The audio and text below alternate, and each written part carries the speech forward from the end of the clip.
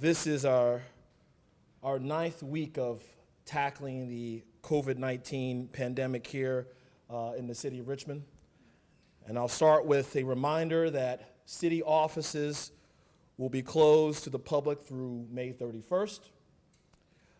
Essential employees are still supporting to ensure that city services are delivered to all residents. And to learn more about those services during the pandemic, we still request that folks go to www.richmondgov.com/COVID-19. As of this morning, the Richmond City Health District is reporting 888 positive cases in the city of Richmond, and there have been 14 positive cases in the city of Richmond's workforce as well. 20 Richmond residents have lost their lives because of COVID-19 as we stand today. And I'd like to once again observe a moment of silence for those that we've lost here in the city of Richmond due to the pandemic.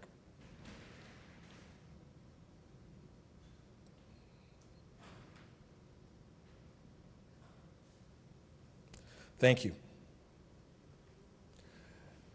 As we announced on Tuesday, the city has been greatly expanding our testing capacity in partnership with the Richmond City Health District in preparation for a safe and equitable reopening, with a continued focus on the areas that need that help the most. As you can see from the graph here, our 7-day moving average has seen a slight downward trend from the high last week. That was last Thursday, where we received a high, I believe it was 35 confirmed positive cases that Thursday. That should be taken into context of our ramped up testing that we have ready to go next week. There are 4 upcoming testing events next week. They're on Friday, May 22nd. Tomorrow, Richmond City Health District will be at East Lawn Shopping Center from 10 a.m. to 2 p.m. On Wednesday, May 27th, they will be at the Eastern Henrico Recreation Center and Southwood Apartments from 9 a.m. to 5 p.m. It's basically all day. And then on Saturday, May 30th, testing will take place at Martin Luther King Middle School from 10 a.m. to 1 p.m.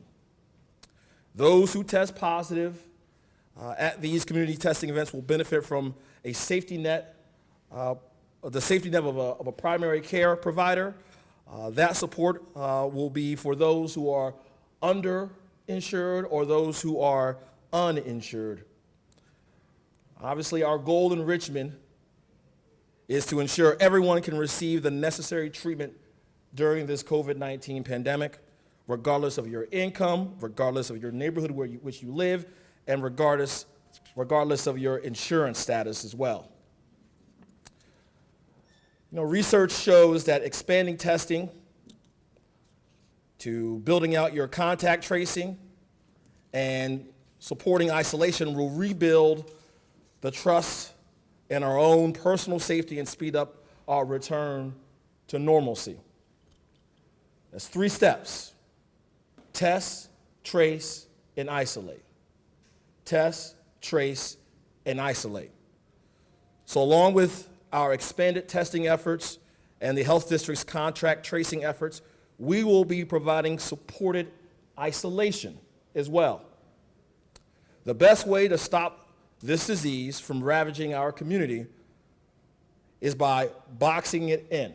We have to box COVID-19 out here in Richmond. That will ensure that it doesn't spread throughout the community. So that requires isolation. And some COVID-19 positive patients just aren't able to isolate. Think about this. When we were able to go and visit homes, I know Mr. Cameras has joined me in the past. I've been to homes in parts of Richmond where there are sometimes 6, 7 people living in a 2-bedroom apartment throughout the city. That makes it very, very difficult to isolate if you're infected with COVID-19. And so, in our effort to box it out, We are working using the CARES Act funding made available to us by the state last week, and partnering with the Greater Richmond Continuum of Care. We will be offering individuals with demonstrated need an opportunity to isolate safely and securely in hotel units throughout the city. Now, our city relies on testing, tracing, and isolating. If you cannot safely isolate at home, we will provide a safe space for you to do so. Not everybody has the ability to do that. We want to offer the opportunity, if you are infected and test positive, that you can isolate in a hotel unit somewhere in the city of Richmond. In addition, we will meet the basic needs of that individual, such as food and primary health care of those individuals through our city's Family Crisis Fund and safety net providers. Obviously, we will have more details to come, so please look out for that. But let me be very clear. This program is specifically for those who cannot isolate safely. This is not a vacation for those who can. COVID-19 is a horrifying and devastating disease. We've seen it play out on TV 24/7. It has wreaked havoc on young and old bodies alike. And so, the city of Richmond is stepping up alongside our partners to ensure that any COVID-positive patients will be cared for and sheltered for the good of themselves, their families, and this entire city. I know you would want it if your family members to be safe and secure in a time like this. Well, ladies and gentlemen, I ask that you consider Richmond as your family as well. It's our responsibility. The onus is on us to take care of each other, take care of one another in this very, very critical time in our city's history. Now I'd like to invite Dr. Danny Avula to the podium to provide an update from the Richmond City Health District. Dr. Avula. Thank you, Mayor Stoney. Thank you all. A few notes: that testing continues to go really well. At our last 4 testing events, we've had over 150 individuals show up each day, and we will continue those. We're at Tuckahoe Middle School today, and as the mayor said, we have 4 events scheduled for next week. I think as we head towards phase 1 here in the city, and the rest of the region has already waded into that recovery stage, it's really important that we talk about mask wearing. Even with phase 1 starting in the counties this past Friday, we're already hearing so many anecdotal reports about people being out and about and not wearing their masks. And that's really concerning as we all head into reopening, because what we've seen here and throughout the country is that these outbreaks can actually spread very, very quickly in settings. And as people start to re-enter into the workplace, as they start to go back into businesses, we've got to do everything we can to avoid that. So I want to remind everybody what the importance of not just mask wearing, but also the physical distancing, the hand washing, and the staying at home as much as possible. Our goal here is to make sure that we don't have such a spike in disease that our healthcare systems are overwhelmed. We've done a great job at that. That has not happened here in Central Virginia so far, which is why, that one of the data points that we've looked at to be able to move forward. But if people throw caution to the wind and are out and about without masks and are starting to congregate like we've seen, we're going to get there pretty quickly. So I just want to remind everybody why it's so important to preserve that inpatient capacity so that the people who do need hospitalization to recover from, whether it's COVID-19 or other health conditions that require hospital acute care, we need to make sure we have that. A lot of different reasons that folks aren't wearing masks. For some, it's an access issue. I think our city, our partners, the community foundation, so many others have been incredibly thoughtful and generous in terms of pulling masks together. The fire department was out and about this past week doing door-to-door distribution of masks and hand sanitizer. We will continue to do those efforts because we want to put masks in the hands of as many people as possible. There are other reasons that people are choosing not to wear masks. Maybe you're young and healthy and not really concerned about getting COVID-19. Maybe it's because you think that masks are uncomfortable. For some, they feel like it's an infringement on their freedom. We've heard these horrific stories from all over the country where violence has erupted because someone has tried to enforce mask wearing. And maybe you feel less safe in a mask because of where you live or the color of your skin. And so some of those reasons are very valid, and we've got to continue moving towards the normalization of mask wearing in our community. I just want to reinforce that this is a really key intervention if we want to reopen our economy and to keep it open. Because if we don't, the risk of returning to lockdown is going to be really high if we don't practice our distancing, if we don't wash our hands, and if we don't wear masks. So I want to reiterate, it's going to help alleviate all kinds of social and economic challenges that have been made much worse because of this COVID-19 crisis. We need our economy to reopen because more than ever, people are facing unemployment and hunger and homelessness, mental health crises, domestic violence, child abuse. And so we all need to get on this train together because it only works if we all wear them. Remember that wearing a mask is not necessarily protecting yourself from what's out there, it's protecting others. We need everybody to be protecting others because if we're all protecting everyone else, then we're all protected.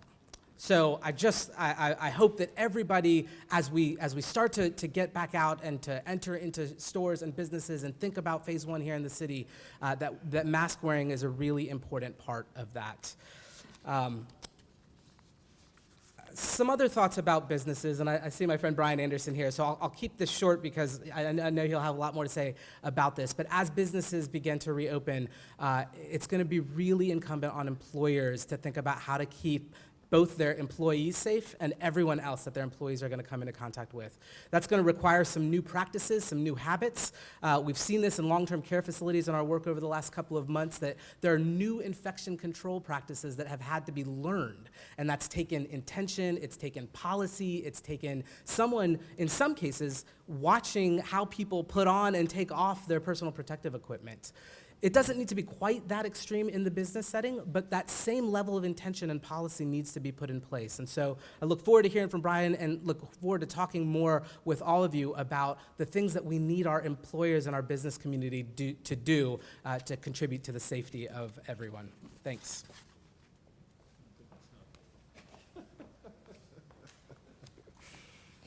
Thank you, Dr. Avula. And Dr. Avula, I will just add that we all were raised to respect others. Essentially, that's the golden rule, right? And I just believe that wearing a mask is the most respectful thing that you can do in this moment. One of the most respectful things you can do in this moment. It's your greatest sign of respect, that you respect your brother and your sister who live in this city. It's the greatest sign of respect. And that's what this is all about. I think I saw some recent opinion research that stated that 70% of Americans believe that wearing a mask is a sign of respect. So, as your mayor, I'm asking each and every Richmonder to show that same respect, the respect that you would give to your family, that you give that same respect to the stranger or to your neighbor that you may not know. You may not know that you might be saving their life or the life of someone else because, as Dr. Avula has said on many occasions right here from this podium, you may be asymptomatic and feel as healthy as can be, experiencing or showing of no symptoms at all. But you could potentially pass the virus on to someone else.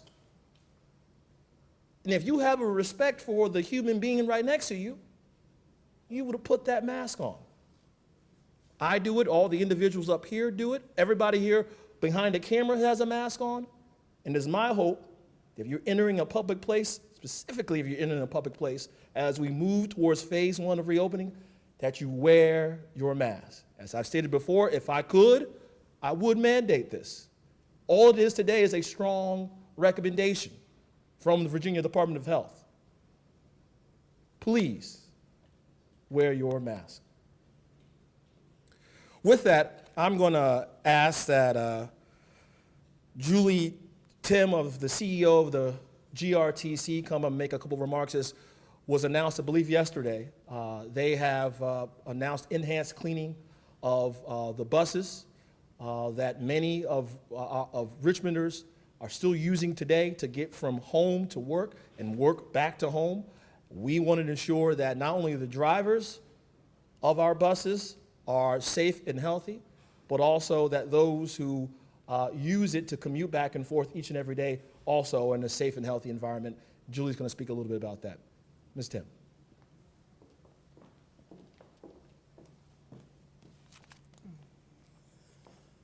Thank you. GRTC has been faced with 5 confirmed cases of our staff testing positive for COVID-19. Of these 5, 3 of the operators who tested positive have been in the hospital, they're in recovery, they're fighting through complications, and I'm pleased that they are doing better. But this is a very serious disease, a very serious virus that we all are fighting together. The 2 other cases had moderate symptoms, and they're either fully recovered or they're in recovery, and we expect them to be back and healthy soon.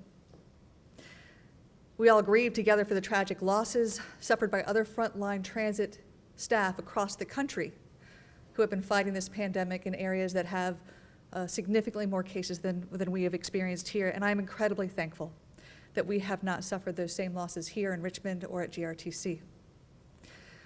All of our frontline workers and our administrative teams have been working continuously for the past 8 to 12 weeks to prioritize the health of our staff and our community as we provide essential service and mobility needs to everyone in the Richmond region.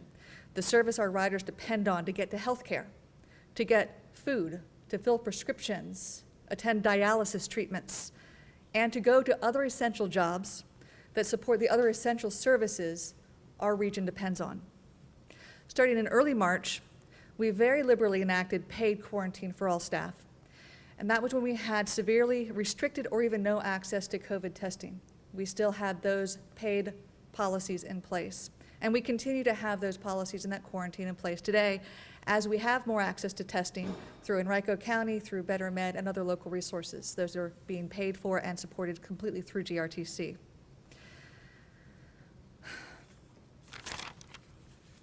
We are closely working with the health department to ensure that we have all recommended practices in place from the CDC and to go further and beyond those practices. As soon as we hear about them across the country, we bring them to Richmond and enact them here. Also starting in early March, we were able to quickly enact social distancing on our service by going to zero fare through the support of our mayor and our regional partners. That allowed us to do rear door boarding, have social distancing of our passengers and our operators. We found locally sourced masks, such as this one made by a local community member, that we provided to all of our staff members. Other PPE, including gloves, hand sanitizers, a lot of those locally sourced and came from local sources as we looked nationally and sometimes internationally to find supplies that were unavailable to us as the rest of the country used those resources in their healthcare facilities. Many of the actions that you're seeing implemented today, including the enhanced cleaning on our buses, are things that we have been actively working on for the past 8 weeks to implement.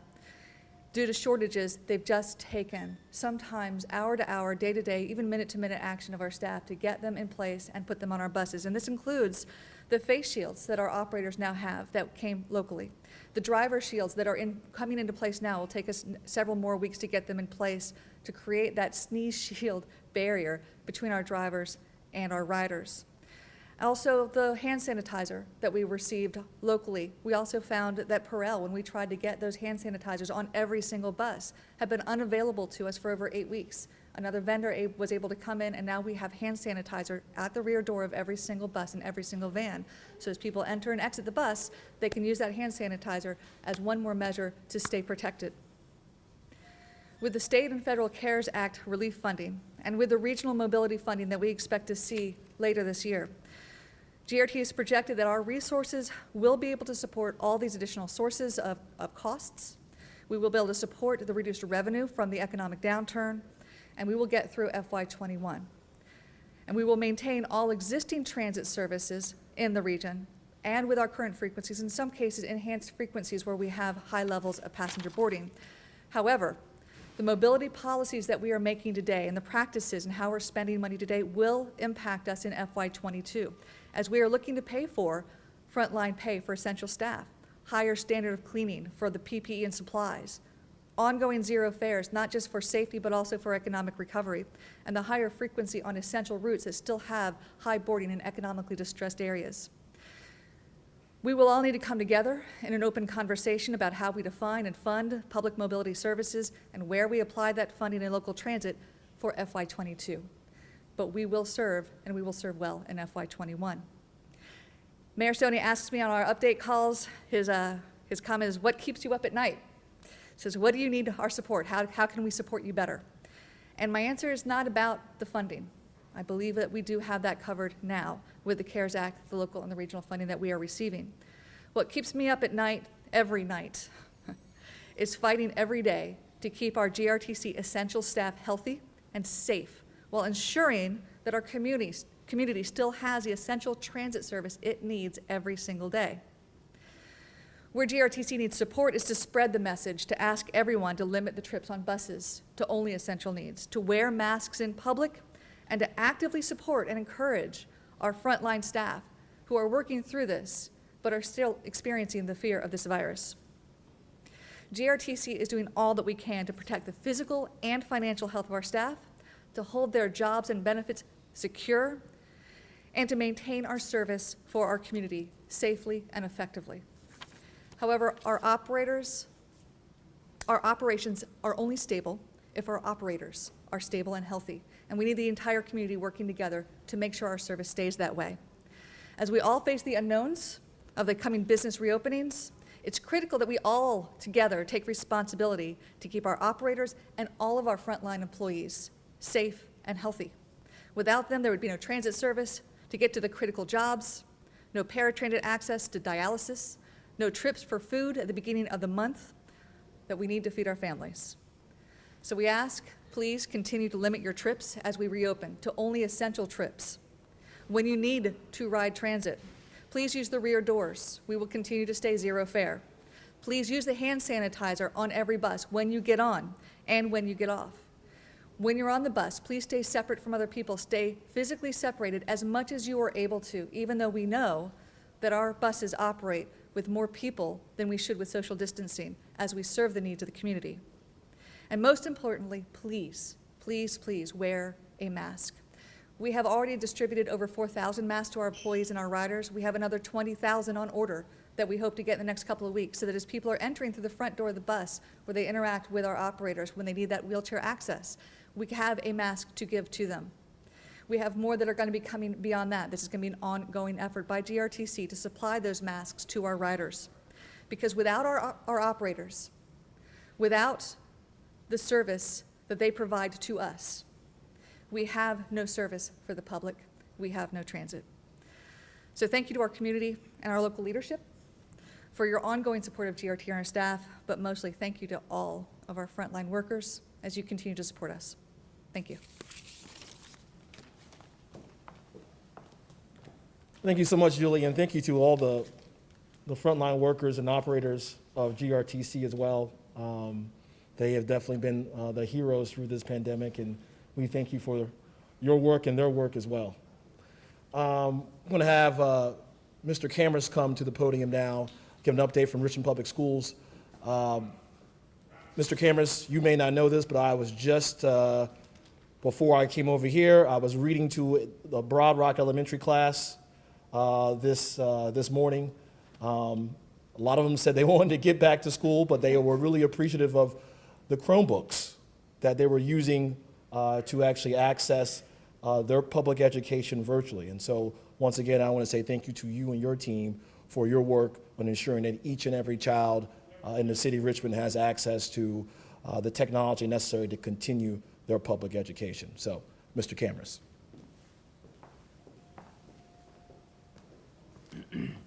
Thank you so much, Mayor. We're hiring reading teachers for next year, so.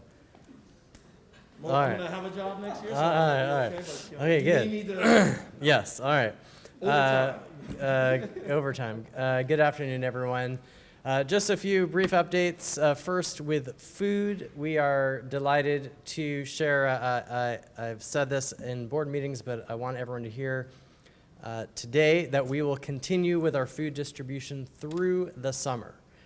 So no RPS family will be without that food, which is so essential over the course of the summer. We're working in collaboration with the city's Department of Parks and Recreation on that. So that's number one. We are now north of 600,000 meals that we have delivered since the closure. So that number goes up by about 13,000 a day to give you a sense of the magnitude of the operation that we have going on. The mayor mentioned the Chromebooks. We have now finished distributing Chromebooks to any high school, middle school, or elementary school student who requested one. That was approximately 12,000 Chromebooks and approximately 5,000 hotspots for internet access. Next week, we will be distributing devices for our preschool students.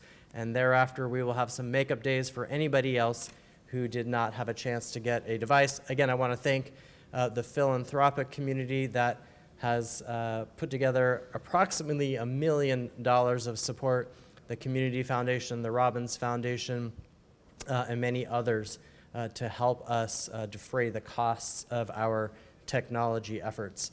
Third, our online learning continues, RPS at home.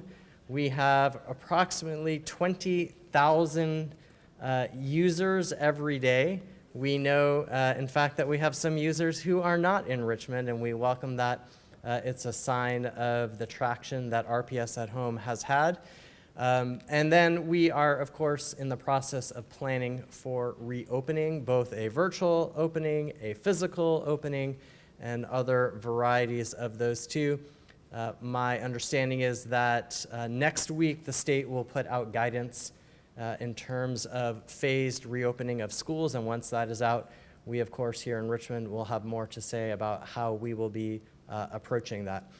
Last, I just wanted to reiterate we are thrilled that we are going to be able to celebrate our seniors in just a couple of weeks. The last week of June, we will have both virtual and in-person graduation ceremonies for all of our seniors.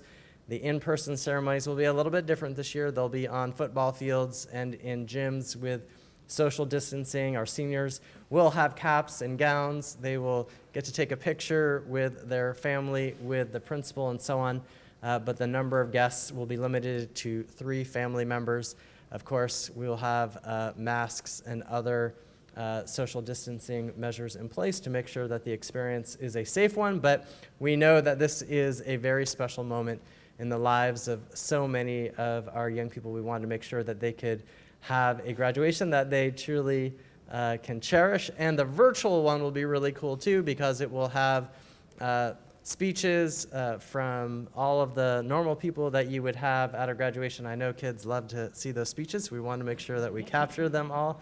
But it will also have a slideshow of each student with their name and their picture and all that sort of thing. And it'll be a really wonderful keepsake for them to have for years to come. So, very last, I'm just delighted that earlier this week we were able to announce our valedictorians and our salutatorians for the year. They're on our website. I shouted them out in my daily message, and I just want to say to those 16 incredible RPS students, we are so, so proud of you for your dedication, your perseverance for so many years. And I want you to know that I hope the pandemic doesn't diminish the joy that you have from this accomplishment. It certainly does not diminish the joy we have in celebrating you. We are so proud of you, we love you, and we can't wait to see how you will change the world for the better. Thank you.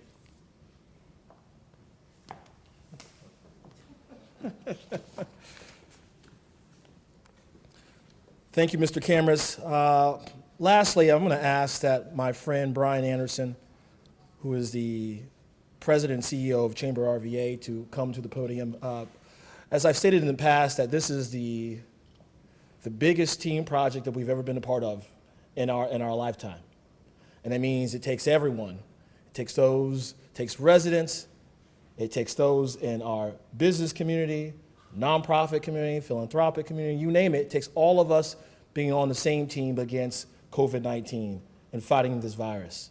And today, we got Brian here to talk about an initiative that Chamber RVA is spearheading to ensure, as we head into phase one, that all of our small businesses have a starter toolkit, essentially, to get things kicked off. And so, Brian, please. Well, good afternoon. Thank you, Mayor Stoney, for allowing me to be here, and more importantly, to be with these colleagues that are also sharing such great news and updates. You know, this started as a medical crisis and has now turned into a financial and economic crisis. And so we at Chamber RVA, working with our partners of over 50 organizations, have been talking for weeks now, how do we start to look at reopening the economy and fixing this economic crisis. So today I want to talk a little bit about that, of how we plan to work with others, our small businesses particularly, as we work to open the economy safely and responsibly. So Chamber RVA is the Regional Chamber of Commerce, and as the mayor says, we have, I wouldn't say spearheaded it because we've worked just collaboratively with over 50 organizations, but we've certainly been proud to be the backbone of such great collaboration and partnerships. And the hard work and decisions made by our elected officials have been appreciated by the business community. They've had to work extremely hard in very difficult circumstances and do things they've never done before. And so we support their leadership. We support the hard decisions about when to open and how to reopen. So, Mayor, thank you again to you and your team for that leadership. And the reopening has been different across the region, and that's okay as well. We as the business community want to support each jurisdiction in whatever manner that it wants to follow the rules set by the Commonwealth, set by the local elected authorities, and also set by the business owners and the business leaders. And then finally, the customers. The customers have a choice in this matter as well and a vote in this matter, and so we want to make sure we're respectful of all of those decisions. So as I mentioned, over the last few weeks, we have anticipated this reopening, and we brought together, or I should say worked with, over 50 organizations and 50 different community leaders representing business, community, and government to orchestrate this successful reopening for our region. We created forwardrva.com, which is a website that's built to be a digital toolkit. This digital toolkit is to help our small businesses, or really business of any size, to find the resources they need without going all over the web. They can go to one place and find guidelines put out by the governor's office, guidelines put out by the local jurisdiction elected officials, and guidelines put out by the CDC and other regulatory bodies. And these resources also are specific to the industry sector this business may be in, such as hotels, restaurants, small manufacturing, or professional services. At forwardrva.com, our small businesses with 25 employees or less can also register for a reopening toolkit. This reopening toolkit is going to provide some base level of PPE, personal protective equipment, face masks, sanitizer, gloves. And these kits are going to allow us to help our businesses not only with some basic supplies, but some materials in their hand of how to reopen safely. And then lastly, they'll have some marketing materials that'll help communicate to, again, their employees and to their customers that this place and this business is committed to a safe and responsible reopening. These businesses need and want to communicate that they're open for business, even under difficult and different procedures. I was, this weekend, actually since last Friday, I've been going around and looking at some of the businesses that have reopened. I'm proud to say they're listening to the mayor and other elected officials. They're having their employees wear masks. They're using sanitation supplies. They're marking off their facilities in a way that you can practice social distancing. So I'm proud of our businesses. So these toolkits, once a business goes to forwardrva.com and registers for a toolkit, next Wednesday and Thursday, May 27th and 28th, from 8 to 1:30 each day, these businesses can go to one of our 8 distribution sites spread around the region so that no business has to travel too far and receive these toolkits. We know it's not enough PPE for you to truly reopen. It's not meant to be. It's meant to show you we care. It's meant to show you that this region wants you back open as you can, and as you can do so safely and responsibly, so we can start to put a dent into this economic crisis. So please visit forwardrva.com for more information. register for your starter kit, come see us next week, and more importantly, make sure you practice safe and responsible reopening as you open your business. Thank you all. Thank you so much, Brian. Now we'll take some questions. Mark? Thank you for all this, Mr. Mayor. How much money are you guys devoting from the CARES Act to the self-isolation program, and about how many folks do you expect it will be able to accommodate? I don't have the exact number for you, Mark, but we can get that number to you and your team after the press conference. We got, 20 million in CARES Act dollars from the federal government. We're obviously using it on a number of different initiatives. And once when I can get the finalized number to you, we can definitely send it your way. And is the city handling the selection of those hotels, or is the continuum of care? Yeah, the Greater Richmond Continuum of Care will be essentially running lead on the hotel placement, things of that nature for the isolation initiative that we're going to put in place. Thank you. Cameron? Dr. Avila, just sort of related to that, I remember last week you were talking about the issues of some people being unable to self-isolate. This morning, the VDH was talking about their contact tracing efforts and talking about self-isolation, self-quarantine. There are legal mechanisms if people are refusing to do that. Has Richmond have to, during this pandemic, employ such an order from, I believe it was yourself, combined with the Health Commissioner and AG?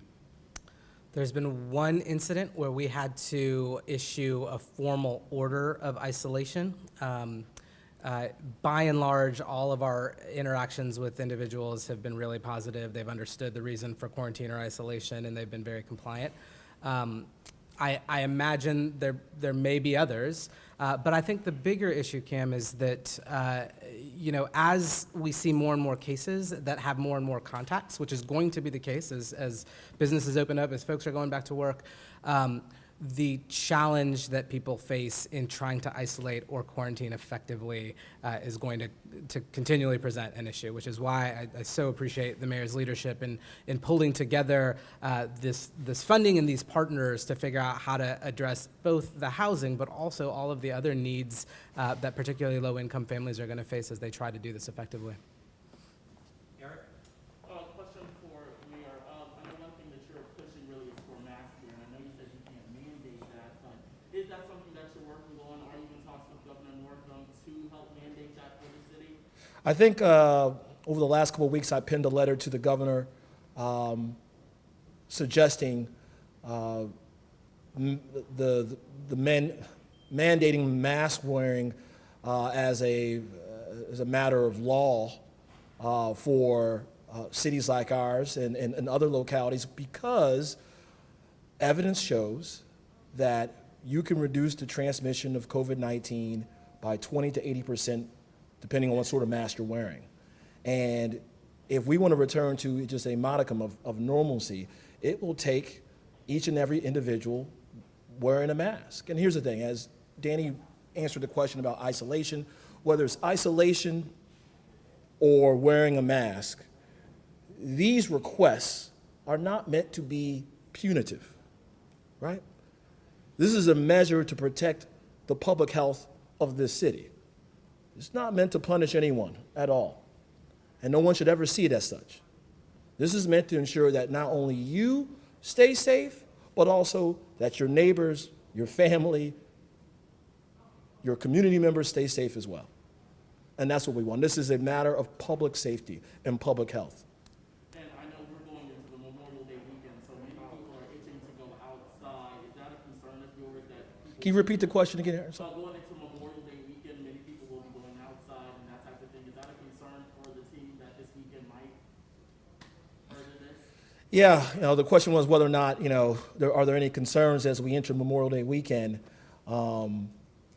Do we have any concerns about people getting back outside and enjoying the weather? Looking at over the course of the last 9 weeks, obviously I know that folks have become restless being indoors for 9 weeks. I've become restless as well. We all have. We all have a different story. However, the guidelines that have been in place from week 1 to today still need to be adhered to in order to prevent the spread of this virus. And so that means if you do decide to go outdoors and get a little sun, you have to do it in a way that it's not a mass gathering, right? The Richmond Police Department, we got park monitors as well, will address the situation if it were to occur. If we see mass gatherings occurring, we will address the situation. Luckily, we have not had to arrest anyone, anything of the sort, because normally Richmonders listen to law enforcement, park monitors, and actually say, you know what, we will disperse and we will adhere to the guidelines. And that's all we're requesting, right? We're going to do our job to make sure that we keep this community safe. I have no doubt that Richmonders will do their part as well and do the responsible thing and social distance and wear a mask. Laura? I know you mentioned the continuum of care is handling a lot of the selection of who will be put up in hotels, but do you have any idea of who might qualify or what that process looks like? The questions about the continuum care and the placement of those individuals who choose to isolate in a hotel moving forward, I'm going to have Dr. Avula speak to that. So our contact tracing team is currently coming up with scripts, and because there's so many different scenarios and so many different needs, I mean, our goal is really to identify, can somebody shelter in place effectively, or because of their housing situation, is it just not possible? And so I think based on who else is in their home, are they in a multi-generational family? Do they have enough rooms? Can they have isolation as it relates to a bedroom and a bathroom? Those are the kinds of questions that we're going to ask and do our best to assess the situation. And if it just seems like it's going to put other people at risk to isolate in place or quarantine in place, then we would refer them to the continuum of care. Mayor, can you just expand on, I know you said you sent a letter to the governor about mandating mask wearing. Are you able to enforce that yourself here in Richmond with a mandate, or does that have to come from the governor? Yeah, the question was about mask wearing and whether or not the locality can actually mandate such. This is solely a state issue that we believe that the governor could potentially remedy. In the past, I have asked for that because I believe that is the way to go in order to prevent us having to go back into another lockdown or a shutdown, because we know that, Dr. Avula said it many times, once we enter phase 1 and we begin to gear up to phase 2, phase 3, you name it, we will see a spike in infections, right? Beds that may not be full today will likely have an occupant at some of our health institutions. So the way to prevent that spike is to wear a mask. And so I will be speaking with the governor, calling him, also talking to his team about how we can get such a measure here in the city of Richmond. I mean, frankly, I do believe it needs to be statewide. I think the state of Maryland has mandated such, and the state of Connecticut as well. And I think it would be good policy for not only for Richmond, but for the Commonwealth of Virginia as well. Hey, Mark. Do you have the authority to do that for city facilities or city-owned buildings or for the city workforce by chance? You know, when we, right now, city offices, City Hall will be closed until May 31st, but when we do open the doors back up to the public, whether it's the first floor or whatnot, in a sort of, in a half measure, whatever way that may be, we will likely ensure that each employee wears a mask when interfacing with the public. Earlier this week, you had said that had your administration received data from the state prior to the eve of the phase 1 reopening that you would have made the call to formally request an extension sooner. What's your timeline for doing that now, given that we're 8 days away from it happening and you've had business owners say they didn't have enough notice? Yeah, the question was whether or not, what's the timeline for making a decision to reopen, as the governor's order, I think, expires on May 28th, which means reopening would occur on May 29th. First, Mark, I want to remind you that, you know, this is not a decision that the city can solely make by itself. This will be a decision from Governor Northam We obviously will continue to monitor data, working alongside the health district. I will depend upon Dr. Vula and other health experts from VDH on where our trend line looks like. As you see today, that's where it is today. We're hoping for more days of a downward trend. And as we get into the early part of next week, obviously we will continue conversations with the Commonwealth, and it's our hope that we are able to make a call in the first part of next week. So about Tuesday? I can't put as I've stated in the past, Mark, that the virus will dictate the timeline. I'm not going to put a date on it, but we will have a decision, hopefully, working with our state partners on early sometime next week. Cameron? Dr. Ravula, we've been getting a lot of calls from people who are working in hospitals saying that they, unless they're showing symptoms, they can't get tested for potentially COVID-19, and they're working with COVID-19 patients. Is the city, I can't necessarily say if that's in the city in particular or in other jurisdictions, for the city of Richmond, what are the processes right now for testing individuals who are working in the city's hospitals? So when the question is, what are the processes for people to actually get tested if they do not have symptoms? As the health department stands up testing, we're really prioritizing people who have symptoms, but we're not really turning anyone away at this point because testing availability has actually improved significantly over the last week. And so we've had a number of people who have shown up at our testing events who haven't necessarily had symptoms but are un- and underinsured, and so they've had the opportunity to get tested.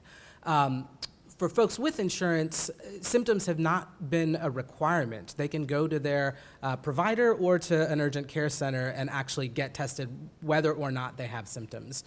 So that really shouldn't be a barrier at this point. If it is, I would urge people to contact their local health departments and hopefully get navigated to a place where they can get tested. Eric? This is more for Chamber RVA. With the small businesses, what concerns are you hearing from those local business owners? I know at first they were kind of itching to get back to work. I'm sure they still are, but are you hearing concerns? What are you hearing from that perspective? It's all over. The question is of what concerns are we hearing from the business community, and they really are varied. They're all over.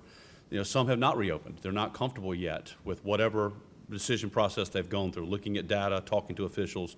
So again, we didn't really weigh into the discussion about when you open. It was how do we give you resources to make you confident when you are. Doesn't matter which jurisdiction, doesn't matter which type business, but when you're ready to go back to business, when you've got your employees prepared, then we're giving you some marketing material to say that message. We're also giving you the guidelines. So, but we've heard everything from don't have enough employees because they are, furloughed and they're not ready to come back. We've heard they don't have the cash flow or capital to open their business, even if they've received PPP or some of the other federal support through the CARES Act. So that's why you see a lot of grant programs out there. We've had one with Facebook. The Minority Business League's had a couple, which has been wonderful.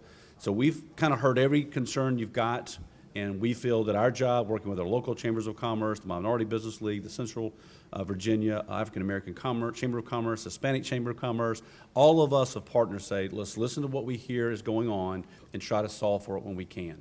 But the thing we think is most important is businesses have to have confidence, and they've got to project that confidence to their employees and to future customers. If we don't do that part, we will not reopen safely and responsibly. Mayor Stoney, earlier this week, you talked about that we're in talks about patio expansions for certain businesses. Where are you in the process of that? Have you seen any interest for that? Yeah, we've definitely seen some interest because of our form on rvastrong.org, where there's a form for those restaurant owners who want to expand patio space to actually go ahead and alert us with such. What we'll be doing is we'll be working with our friends on the staff over at City Council to sort of hear back from different civic, business, and neighborhood associations who want to go that route. And we have an internal team that's already started looking at some potential options that we have already ready-made for the city to actually go in that direction.